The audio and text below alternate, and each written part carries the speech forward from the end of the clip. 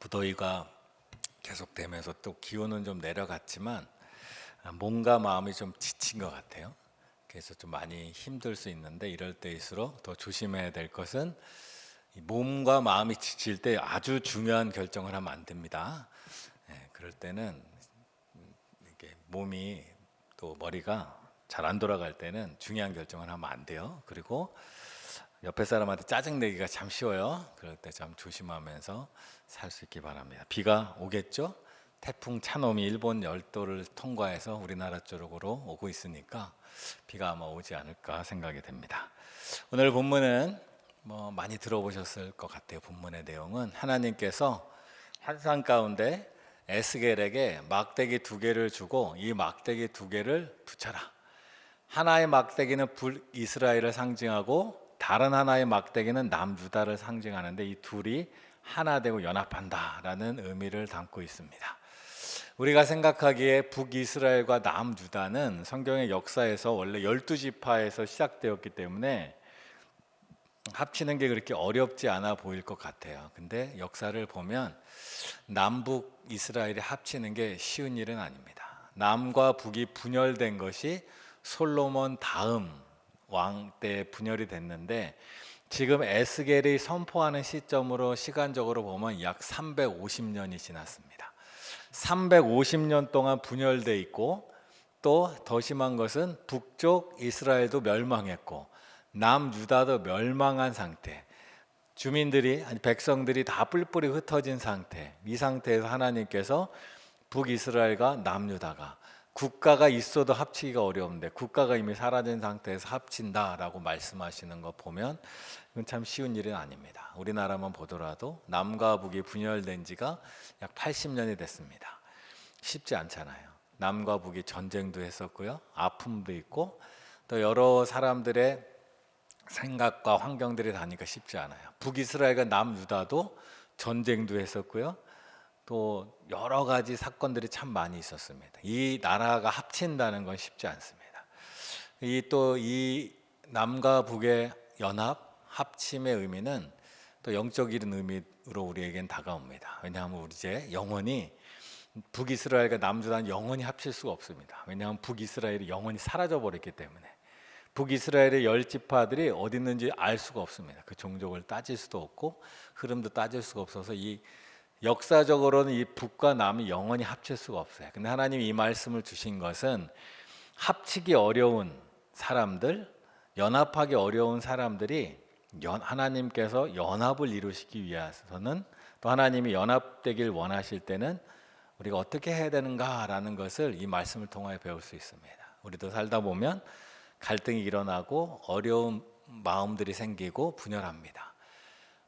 영원히 안 봐도 될 사람도 있겠지만 한 교회나 한 가정 안에서, 한 공동체 안에서, 직장 안에서 연합하고 함께 하려면 하나님의 이 놀라운 은혜가 우리에게 필요한데 오늘 말씀은 그러한 마음을 우리에게 줍니다. 그래서 내가 주변에 좀 불편한 사람이 있는데 영원히 안 볼 수는 없고 또 함께 하나님의 주시는 마음은 또 그 사람이나 그 단체와 함께 해야 된다는 하나님의 마음을 주실 때 어떻게 하나 될 수 있는가? 오늘 말씀을 통하여 한번 묵상하는 시간 되기 바랍니다. 먼저 16절과 17절의 말씀을 읽으면 이렇습니다. 인자야 너는 막대기 하나를 가져다가 그 위에 유다와 그 짝 이스라엘 자손이라 쓰고 또 다른 막대기 하나를 가지고 그 위에 에브라임의 막대기 곧 요셉과 그 짝 이스라엘 온 족속이라 쓰고 그 막대기를 서로 합하여 하나가 되게 하라. 내 손에서 둘이 하나가 되리라. 내 손에서 둘이 하나가 되리라. 그 얘기는 너의 역할이 있다라는 뜻입니다. 우리도 분열된 것을 연합할 때 우리 각자에게 하나님이 주신 역할들이 있습니다. 그런 분열된 것이 연합을 위해서는 이 하나님의 말씀을 잘 이해할 필요가 있는데 먼저 17절에 보면 이렇습니다. 그 막대기들을 서로 합하여 하나가 되게 하라. 내 손에서 둘이 하나가 되리라.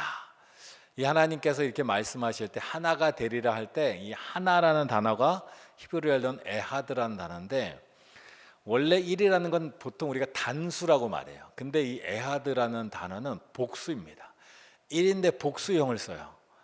1인데 복수형을 쓰기 때문에 이 단어의 의미를 볼 때 많은 분들의 해석은 그냥 하나가 아니라 여러 개가 모여 있는 하나, 복합적으로 통일되어 있는 하나라는 의미로 써요. 하나님이 둘이 하나가 된다라는 뜻인데, 하나라고 하면 완전히 똑같은 하나가 아니라 다른 무언가 두 개가 함께 연합하는 의미의 하나라는 거예요.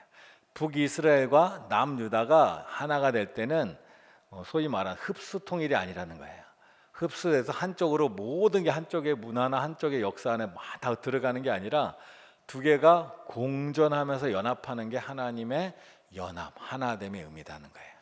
그 얘기는 상대방에 대해서 서로 존중하는 마음이 있어야 되고, 상대방의 개성도 인정해줘야 되고, 상대방의 마음도 인정해줘야 되고, 상대방과 함께 공존하는 하나를 이루어가야 된다라는 거예요.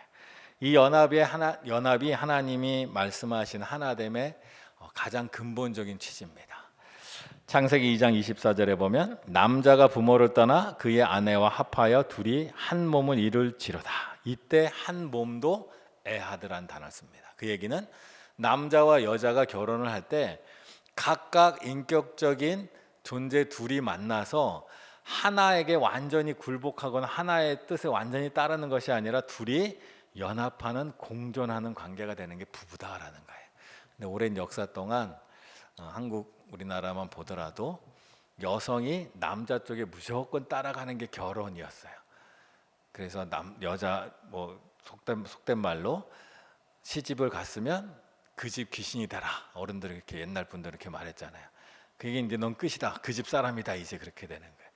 근데 그렇지 않다는 거, 하나님의 원리는 남자 여자가 동등한 존중받을 존재로 연합하는 게 부부관계라는 거예요. 그래서 부부관계가 균형이 안 맞으면 안 됩니다. 한쪽이 너무 지나치게 주도하거나 한쪽이 너무 비굴해지고 이러면 안 돼요. 그 두 관계 정확한 하나님의 뜻은 이거예요. 그래서 남자가 우월하거나 여자가 우월한 게 아니라 둘이 동등하게 연합하는 것, 두 개가 하나로 묶여 있는 겁니다. 이 관계는 사실 근본이 하나님으로부터 나옵니다. 하나님께서 한 분이신데 성부 하나님, 성자 하나님, 성령 하나님 완전한 일체가 이른 하나님 한 분이잖아요. 한 분이신데 연합되어 있는 어떤 한 분, 하나님이시니까 하나님 차원에서는 그렇고, 우리는 사람이기 때문에 둘이 하나가 될 때는 둘 다의 인격이 존중돼야 된다. 그리고 하나님은 모든 인간을 볼 때 이 마음으로 보신다는 거예요. 창세기 11장 있죠. 첫 번째 이제 바벨탑 사건이 있기 전에 하나님이 인류를 보실 때 이렇게 말씀하세요. 이 무리가 한 백성이요. 한이라는 것이 바로 에하드. 모든 인류가 하나의 연합체로 있으면서 동시에 같은 언어를 쓰고 있으니 문제가 된다. 그래서 하나님이 뭘 바꿨어요? 언어만을 바꿨어요. 그래서 흩어지게 만든 그 사건 전에 하나님께서 인류를 보실 때 한 민족이다. 하나의 민족, 단일 민족이라는 뜻이 아니에요. 각각의 존재들이 연합되어 있는, 개성이 강한, 개성이 있는 존재들이 연합되어 있는. 그래서 하나님 우리를 보실 때 그렇게 보신다. 그래서 우리가 하나가 된다는 것은 한쪽이 한쪽을 무조건 맞춰주는 게 아니라 둘이서 공존하는 아름다운 연합을 이루어가는 게 바로 하나님의 하나됨의 뜻이다라는 겁니다. 사도행전 4장 32절에 보면 초대교회가 이런 모습을 이루었는데, 믿는 무리가 한 마음과 한 뜻이 되어 모든 물건을 서로 통용하고 자기 재물을 조금이라도 자기 것으로 하는 이가 하나도 없더라. 한 마음과 한 뜻이 되었다. 같은 생각을 품었다는 뜻이 아닙니다. 여기서 한 마음과 한 뜻이 되었다는 게 바로 하나가 되었다는 뜻이에요. 에하드의 하나가 되었다. 그래서 모든 물건을 서로 통용하고 재물을 자기 것이라 하지 않는다. 모든 것을 다 가져와서 공통으로 나눴다는 뜻도 있지만, 그보다는 신분이 다르고 빈부격차가 다르고 재물이 다른 사람들이 그 안에 모여 있는 거예요. 그래서 누구는 재물이 많고 누구는 재물이 없어요. 누구는 부자이고 누구는 가난해요. 누구는 신분이 높고 누구는 신분이 낮아요. 이런 사람들이 갑자기 똑같은 사람이 된 게 아니라 그 다름을 서로 인정하면서 나는 먹을 것이 많고 당신은 먹을 것이 없으니 내 걸 나눠주고 함께 나누고 함께 공존하는 게 바로 초대교회의 모습이었다라는 거예요. 이게 바로 하나님이 하나 되게 하는 하나님의 뜻이 이 안에 있다는 거예요. 한 마음 한 뜻으로 되어 간다는 거. 중요한 것은, 그렇다면 현실은 하나님의 뜻은 알겠어요. 서로 공존하고 서로 존중하는 건 알겠어요. 좋을 때는 잘 되는데 갈등이 일어나고 문제가 생기면 이 하나됨을 어떻게 이루어갈 수 있을까? 하나됨의 방해물들이 있어요. 우리 안에는 각자 다른데 대표적인 게 두 가지가 있는데, 하나는 오래 있다 보면, 사람이 오래 만나다 보면 장점보다는 단점이 많이 보인대요. 오래된 부부가 서로 관계가 나빠지는 경우는 대부분 이렇대요. 오래 만나고 오래 알다 보면 그 사람의 장점은 당연한 것으로 여기고 그 사람의 단점만 자꾸 보여요. 그래서 내 남편 빼고 다른 남편들 다 좋아 보이고, 내 아내 빼고 다른 아내들 다 좋아 보이고, 내가 다른 남자, 다른 여자를 만났으면 너무 행복했을 것 같고, 그런 착각을 하게 된다는 거예요. 사람이 다 똑같아요. 교회도 마찬가지. 오래 다니다 보면 우리 교회가 제일 이상한 것 같고 남의 교회 다 좋아 보이는 거예요. 이게 오래 있어서 그래요. 근데 오래 있는 관계가 계속 유지가 되려면 하나 하지 말아야 될 것이 있는데, 그것이 상처에 대한 기억을 하지 말아야 돼요. 옛날에 아팠던 거, 나 너 옛날에 이것 때문에 아팠어, 요거 하나는 꼭 짚고 넘어가요. 이러면 관계는 점점 나빠진다는 거예요. 그리고 또 하나는 자기의, 내가 옳았던 거, 이거 하나는 꼭 따지자. 내가 그때 누가 옳고 누가 틀렸는 건 또 따지자. 근데 이렇게 하다 보면 갈등이 많이 생기고 어려워져요. 그러면 상처를 기억하지 않고 옳고 그름을 따지지 않으려면 어떻게 해야 되나? 예수님이 하신 방법대로 해야 돼요. 예수님이 베드로를 만났을 때 베드로에 대해 예수님의 상처가 있겠죠.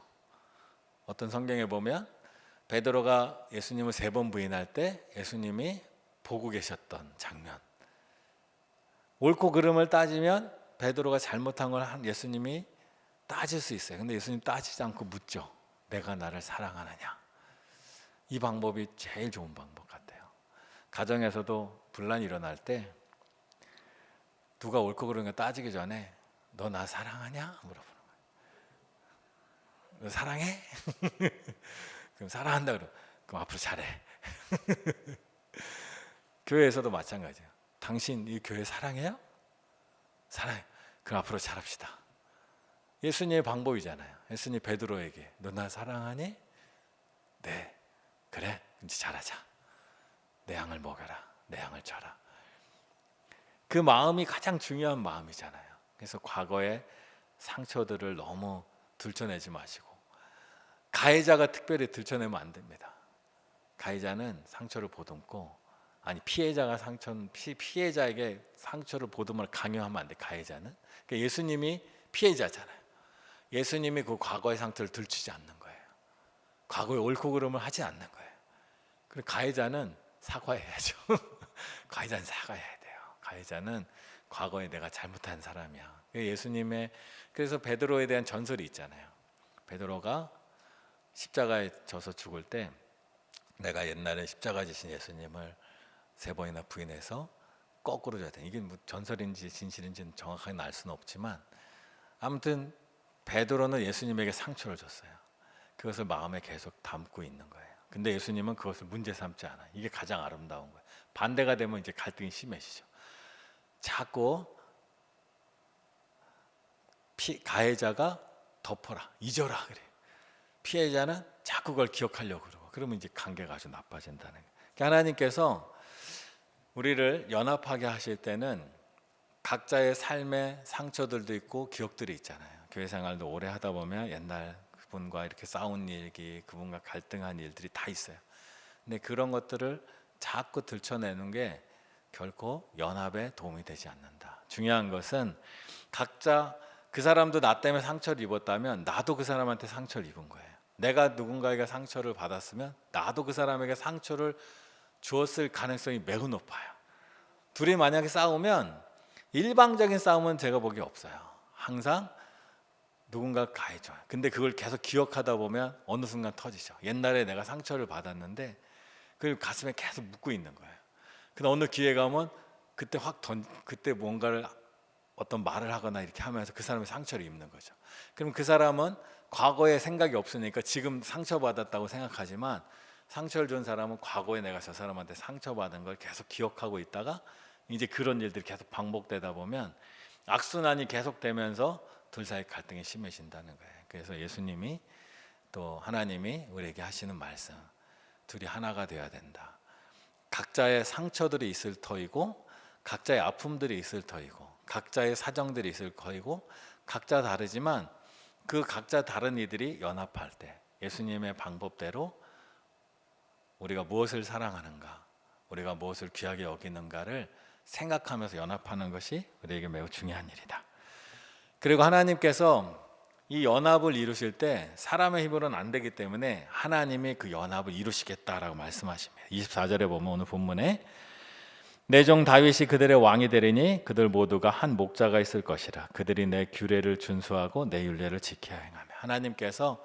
하나님께서만 이 일을 이룰 수 있는데 하나님은 이 연합을 위하여 왕을 하나 세우겠다라고 말합니다. 그래서 다윗인데 다윗은 상징입니다. 이 다윗이 우리는 압니다. 이 다윗이 누군가? 바로 예수님을 말합니다. 예수님의 은혜가 아니면, 예수님의 능력이 아니면 연합이 이루어질 수가 없어요. 사람이 많은 상처들, 그 얘기는 달리 말하면 온전한 연합은, 하나님이 주시는 연합은 신앙만이 가능하다는 거예요. 근데 대부분은 그게 더 어려워요. 세상에서 싸움이 일어나면 화해가 절대 안 되는 몇 가지가 있잖아요. 그 중에 하나가 종교의 싸움이라고요. 하나님은 우리의 신앙 안에서 연합할 수 있는 마음을 주셨는데 많은 신앙인들이 연합보다는 분열을 더 잘해요. 그게 우리의 문제라는 거예요. 하나님이 우리 안에 있으면 연합을 이룰 수 있어요. 예수님이 베드로와 제자들과 다시 연합하였듯이 우리 또한 연합을 이루어갈 수 있는 게 바로 예수님의 힘이라는 거죠. 예수님의 능력이에요. 하나님께서 우리 사이에 예수님, 다윗을, 바로 그 예수 그리스도를 세워서 연합을 이루어가라고 하시는 거예요. 근데 교회 역사를 보면 많은 경우에 분열하는데 예수님을 동원해요. 그래서 외국 사람들이 한국 교회 보면 정말 이상하다고 하는 게 기독교 장로교회가 있고요. 우리나라에 보면 우리나라는 기독교 장로교회가 있고 또 예수교 장로교회가 있어요. 기독교는 그리스도란 뜻이고 예수교는 예수님이란 뜻이에요. 한국 교회는 예수님과 그리스도가 분리되어 있는 교회. 외국인들이 보면 참 이상한 교회다라고 얘기를 많이 하더라고요. 우리가 신앙 안에서 자꾸 분열이 일어나는 게 사실 안타까운 모습이라는. 근데 하나님이 원하시는 것은 분열이 아니라 연합하는 거라는 거예요. 사도행전 9장 26절과 28절에 보면 사도 바울이 이 제자들과 사도 바울 초대교회가 분열돼 있었잖아요. 분열된 이유는 사도 바울이 바로 초대교회 제자들을 핍박하고 제자들을 죽는 데까지 내어줬기 때문인데 이 사이에 연합을 이룬 사람이 있어요. 그게 바로 바나바입니다. 사도행전 9장 26절에서 28절의 일부를 보면 사울이 예루살렘에 가서 제자들을 사귀고자 하나 다 두려워하여 그가 제자됨을 믿지 아니하니 바나바가 데리고 사도들에게 가서 사울이 제자들과 함께 있어 예루살렘에 출입하며. 이 초대교회의 아름다운 모습, 바울과 제자들이 연합할 수 있는 가능성은 매우 적습니다. 바울에 의해서 자기 친척들이, 믿음의 동료들이 핍박받고 심지어 죽기까지 한 경우가 초대교회에 있었을 텐데 그 바울과 연합을 이루어가는 방법이 없어요. 근데 그 사이 바나바가 나서서 그들 사이를 화해시킨 거예요. 근데 바나바가 무엇을 했냐? 바로 바울이 예수님을 만났고 예수님을 믿었고 이제 예수님을 따르는 제자가 되었다라는 거예요. 예수님 덕분에, 예수님 때문에 제자들과 바울이 연합할 수 있었던 거고 그 가운데 바나바가 그 역할을 했다라는 거죠. 그러니까 화해의 핵심은 예수님이고 우리는 그 화해를 이룰 수 있는 화해의 중재자로 일할 수 있는 것이 바로 우리의 역할이라는 거예요. 그러니까 하나님은 우리를 화해의 중재자로 역할을 합니다. 나 봐서 둘이 잘 해봐 뭐 이것도 되지만 예수님 안에서 연합하고 하나 될 수 있을 때 그 예수님의 사도가 되어서 예수님의 보내심을 받아서 화해자로 역할하는 게 바로 바나바였다는 거예요. 우리 또 이 땅을 살아가면서 하나님께서 바나바와 같은 역할을 하기를 기대하실 것 같아요. 하나님이 우리에게 연합하라, 이루라, 하나가 되다. 예수님의 말씀에 많은 부분이 하나가 되는 것. 예수님이 제자들과 마지막 헤어지기 전 요한복음 17장에도 하나됨에 대해서 많이 말씀하신단 말이죠. 그래서 연합하고 하나 된다는 것은 우리에게 신앙인에게 특별히 매우 중요하다는 거예요. 사람이 하나님 안에서 예수님께서 이 땅에 오셔서 이루신 일이 뭐예요? 막힌 담을 허무신 거잖아요.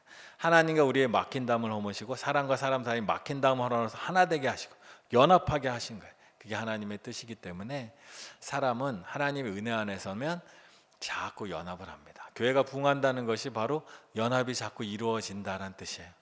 그래서 우리 안에 이 연합들이 잘 이루어져야 돼. 그래서 우리가 연합을 잘해야 새로운 분들도 연합을 잘하고, 그래야 교회가 자연스럽게 부흥이 되어 간다는 거예요. 그래서 우리 안에서 서로 연합해 가는 거예요. 그리고 연합할 때 하나님은 그 연합하는 곳에 복을 주십니다.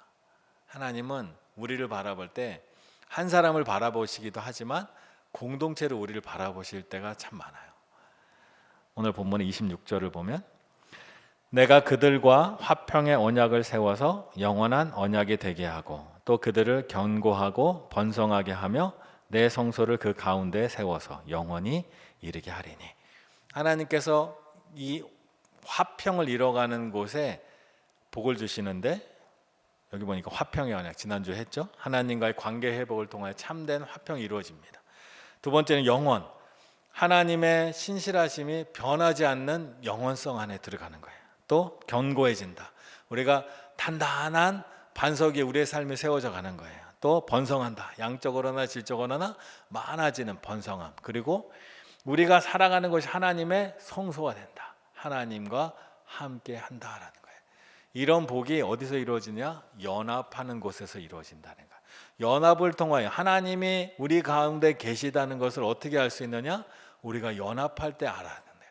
하나님은 연합하시는 하나님, 화평을 주시는 하나님, 하나님은 샬롬의 하나님이라는 거예요. 그 하나님을 믿는다고 하면서 연합하지 못한다, 이것은 하나님이 실제 그곳에 계신가 의심스러운단 말이에요. 하나님이 계시면 연합하는 거예요. 분열하는 것이 아니에요. 근데 많은 이들이 실수하는 것이 바로 하나님의 이름으로 분열해 왔다라는 거예요. 그러나 우리는 하나님의 이름으로 연합해 가야 된다. 예수님이 우리에게 주신 복도 여기에 있습니다. 히브리서 13장 20절에서 21절까지 보면 양들의 큰 목자이신 우리 주 예수를 영원한 언약의 피로 죽은 자 가운데서 이끌어내신 평강의 하나님이 모든 선한 일에 너희를 온전하게 하사 자기 뜻을 행하게 하시고 그 앞에 즐거운 것을 예수 그리스도로 말미암아 우리 가운데서 이루시기를 원하노라. 영광이 그에게 세세무궁토록 있을지어다. 에스겔에게 주신 하나님의 복과 예수님이 이 땅에 오셔서 우리에게 주신 복이 비슷합니다. 연합하고 영원한 언약이 있고 반석 위에 세워지고 하나님 우리 하나 되게 하시는 그게 예수님의 복이 우리에게 있다는 거예요. 그래서 신앙인들에게 연합이라는 것은 굉장히 중요합니다.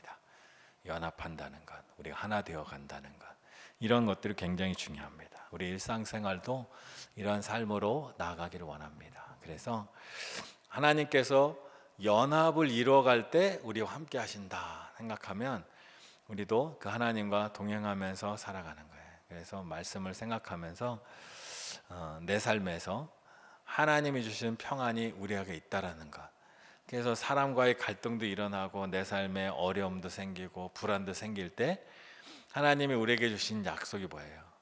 우리의 삶을 하나님의 성소로 만들어주겠다.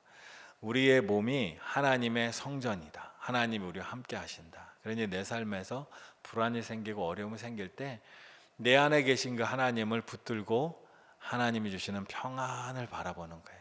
두려움이 오고 염려가 올 때 하나님이 나와 함께 하시니 내가 하나님과 연합하여 있으니 하나님이 내 삶을 평화와 복으로 만들어 가실 것이다 라는 것을 믿는 거예요. 그래서 내가 바로 하나님의, 내 삶이 바로 하나님의 성소이고 하나님이 나와 함께 하시니 우리는 두려워하지 않고 그 은혜 안에서 살아가는 거예요. 결국 우리가 그렇게 하나님과 연합하고 사랑과 연합하는 삶을 하면 하나님이 기뻐하시고 우리의 삶에 아름다운 복들로 하나하나 채워가신다라는 거예요. 하나님이 350년 동안 갈라져 있는 북이스라엘과 남유다를 향하여 에스겔에게 연합을 얘기하시는 거예요.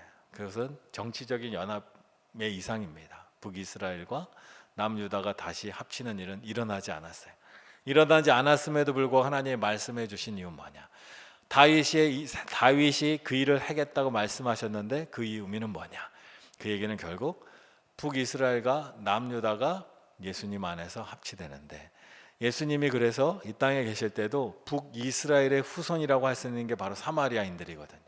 그 사마리아인들에게 예수님이 찾아가시고, 예수님은 유대인들에게도 찾아가시고, 초대교회에서는 유대인들이 사마리아에 가서 그 놀라운 일들을 이루어 가시고, 거기서 끝나는 것이 아니라 하나님은 이방인들과 유대인들과 연합을 이루어 가시면서 교회를 만들어 가시는 일들을 계속해 오셨다는 거예요. 그래서 예수님이 이 땅에 하신 일이 멀리 있는 사람들을 가까이 와서 연합하게 만드신 일을 하셨다는 거예요. 그래서 우리도 이 땅을 살면서 그 하나님이 우리와 함께 하십니다. 그러니 믿음 안에서는 외롭지 않습니다. 믿음 안에서는 홀로 있지 않습니다. 하나님 우리와 함께 하시고 우리에게 믿음의 동역자들을 자꾸 보내주세요. 근데 문제는 우리가 하나님이 보내주신 사람과 자꾸 분리를 해가는 게 문제라는 거예요. 그래서 하나님 오늘 하신 것처럼 우리 안에 연합을 이뤄가기 위해서는 하나님의 하나됨을 통하여 우리 서로를 존중해주면서 연합해 간다는 거예요. 나와 다르다고 분리하는 게 아니에요. 세상은 자꾸 나와 다르다고 분리하고, 나랑 생각이 다르다고 분리하고, 나랑 성격이 다르다고 분리하는 거예요. 근데 하나님 안에서는 성격도 다르고 생각이 달라도 연합할 수 있는 거예요. 또 하나됨의 주체가 하나님이시라는 거예요. 하나님이 하나를 이루어 가시는 거예요. 누가 주체예요? 예수님이 주체인 거예요. 이 땅에 오셔서 온전한 연합을 이루신 분은 예수님이에요. 그 예수님이 하나님의 세우신 왕으로 하나를 이루어가는 거예요. 그러면 우리도 그 예수님을 믿기 때문에 그 예수님의 말씀을 통하여, 예수님의 은혜를 통하여 연합을 이루어가는 거예요. 마치 바나바가 예수님의 이름으로 바울과 제자들을 연합시켰잖아요. 그래도 저희도 예수님의 은혜로 연합이 이루어지는 거예요. 그리고 진정한 연합을 이루어가는 삶이 하나님이 동행하는 삶이라는 거예요. 진리를 말하면서 분열을 일으킨다면 하나님이 그것에 동행하지 않습니다. 진리 안에서 온전한 연합을 이루어, 물론 비진리와 진리는 연합할 수 없습니다. 그런데 대개의 경우는 비진리, 이단이나 이런 것과는 연합할 수 없지만 믿음 안에서는 연합할 수 있는데 작은 차이로 자꾸 분열이 일어난단 말이죠. 그러면 안 되고 하나님 안에서 온전한 연합을 이루어가는 것, 그것이 바로 주께서 우리 가운데 행하실 일이고 우리가 주님과 함께 행하며 나아갈 일이에요. 그래서 자꾸 차이를 자꾸 보지 마시고 우리가 무엇을 사랑하는가? 우리는 하나님을 사랑하고, 우리는 예수님을 사랑하고, 우리는 교회를 사랑하고, 우리는 성도를 사랑합니다. 그 사랑 안에서 연합을 이뤄가는 아름다운 공동체, 또 아름다운 삶 이루시기를 간절히 축원합니다. 우리 이 시간 함께 이러한 제목으로 기도할 텐데요. 주 안에서 상대를 존중하는 연합을 이루게 하옵소서. 나와 생각이 다를 수 있어요. 가치관이 다를 수 있어요. 그렇다고 우리가 싸울 이유가 없습니다. 분열돼야 될 이유가 없습니다.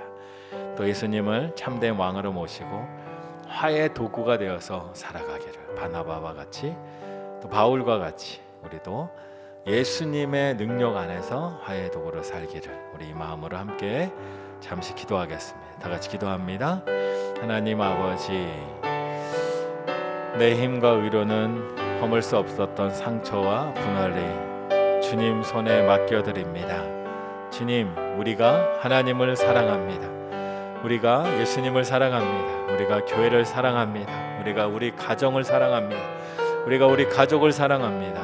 하나님, 그 사랑 안에서, 주 안에서 우리가 연합하길 원합니다. 우리 각자가 생각이 다르고 성격이 다르고 가치관이 다를 수 있으나 주 안에서만은 모두가 하나가 될 수 있습니다. 우리 각자의 것을 존중하면서 온전히 연합하고 공존할 수 있는 우리가 되기 원합니다. 예수께서 이 땅에 오셔서 모든 막힌 담을 허무시고 우리와 하나님을 하나 되게 하셨고 사랑과 사람을 하나 되게 하셨습니다. 예수님의 이 놀라운 은혜가 우리 가운데 있사오니 우리도 분열하지 않고 연합할 수 있도록 하나님을 사랑하니, 예수님을 사랑하니 우리가 연합할 수 있게 하여 주시옵소서.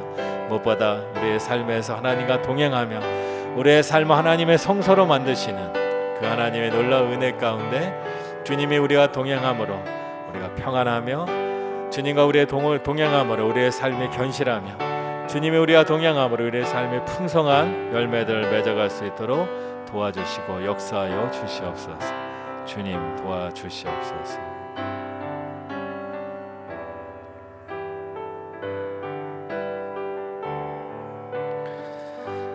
하나님 아버지, 350년 동안 갈라져 등을 돌렸던 남과 북의 막대기를 주님의 손 안에서 하나 되게 하신 역사를 바라봅니다.